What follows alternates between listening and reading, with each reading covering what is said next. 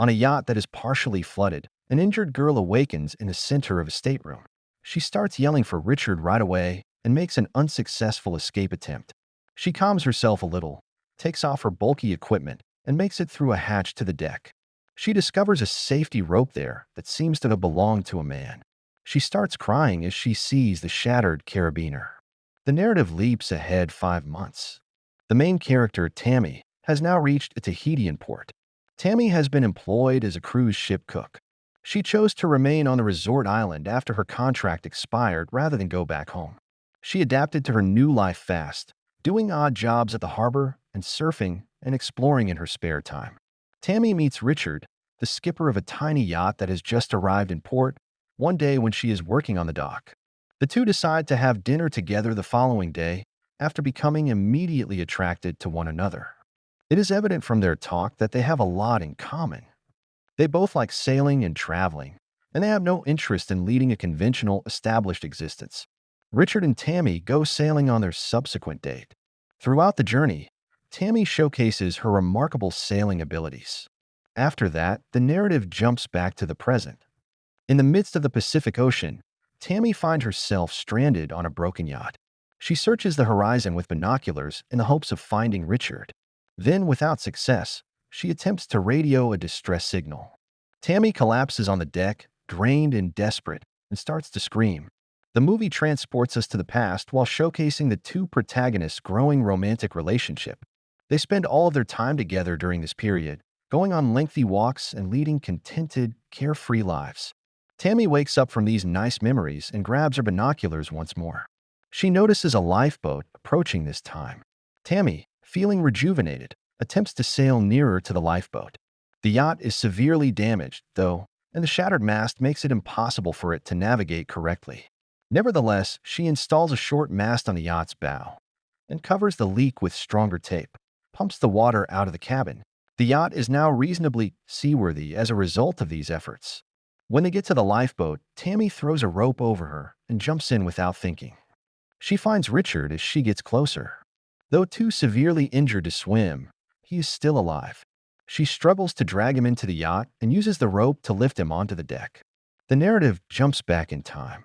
This time, the pair is in a restaurant, chatting happily about life before going out to dance in a good mood. But the brutal reality is everything but perfect.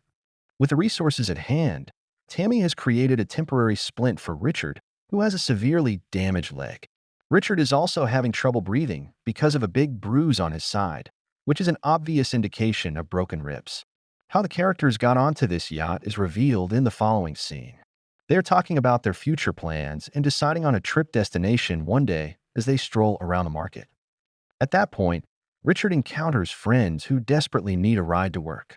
Richard receives a substantial payment to transport their yacht to its final destination. Although the journey is lengthy, the pair enthusiastically consented because they had been planned a similar adventure. In addition, the yacht is opulent, and they made enough money to live well for a year. The couple prepared for their sailing excursion by packing their things. Richard and Tammy, meantime, had spent the last 2 days lost at sea. After figuring out their locations, Tammy learns the unsettling fact that they had strayed far from their planned path. More than 1,500 square miles are currently inside their search area. There is no chance of rescue because there is no air or maritime traffic in this area of the ocean. Tammy becomes depressed upon realizing this, but Richard consoles her and keeps her going. Later, Tammy measures the yacht's speed and the wind and current directions using a rope. According to the data, it would take them several months to reach their destination under the current circumstances. After looking over the map, Tammy recommends that they alter their plan and attempt to get to the Hawaiian Islands. Their time at sea would be reduced by nearly half as a result. Tammy chooses to take a different approach and establishes a new course in spite of the enormous risks. At last, she pauses to think about herself. Tammy is mending a horrifying wound on her head while standing in front of a broken mirror. After that, she collects all of her food supplies and delivers them to Richard. The two forget their problems as she opens a jar of peanut butter. When Tammy looks at the yacht's trajectory on the 5th day, she discovers that it has veered a little off course. Since she has no prior navigational expertise, she thinks this is the result of her bad judgment. She chooses to check the steering mechanism after Richard calms her down after noticing her growing tension. She has to go underwater for this. She is right when she notices a ripped sail entangled in the rudder. Tammy takes a deep breath and tries a few times before she eventually frees the mechanism. Tammy keeps caring for Richard and tending to his wounds during this period. They only have enough canned food for a week after running out of drinking water on the 11th day. Since starving to death is worse than murdering a fish, Richard advises Tammy to set aside her morals and use a harpoon to catch fish in this awful circumstance. Tammy declines, though, because she is a devout vegetarian and doesn't want to hurt living beings while they still have food. It starts to rain a lot one day. Tammy promptly arranges every container that is available on the deck. She and Richard drink their fill for the first time in a long time. Tammy unintentionally finds a supply of alcohol in the cabin on the 18th day. This gives them a chance to unwind and momentarily forget about their terrible circumstances.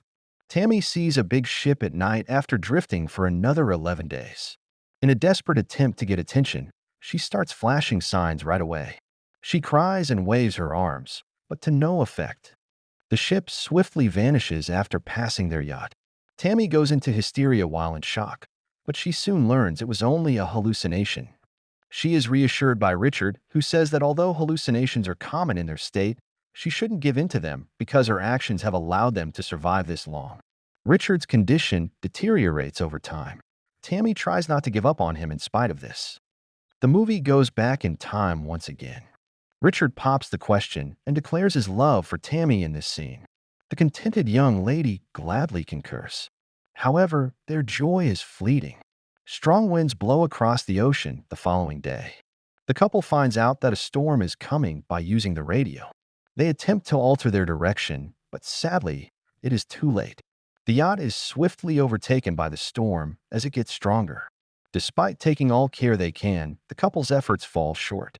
The boat capsizes swiftly as the enormous waves thrash it around like a toy ship. Richard throws Tammy overboard after sending her to the cabin for safety, but he stays at the helm until the very last second. Upon regaining consciousness, Tammy breaks down in tears, speaks to Richard, and declares that she is at last prepared to release him. The truth is subsequently revealed to the audience. Richard was not aboard the lifeboat. Tammy summoned his presence at a crucial time to assist her in overcoming obstacles that seemed insurmountable. She can now truly accept his death because she has come to terms with it.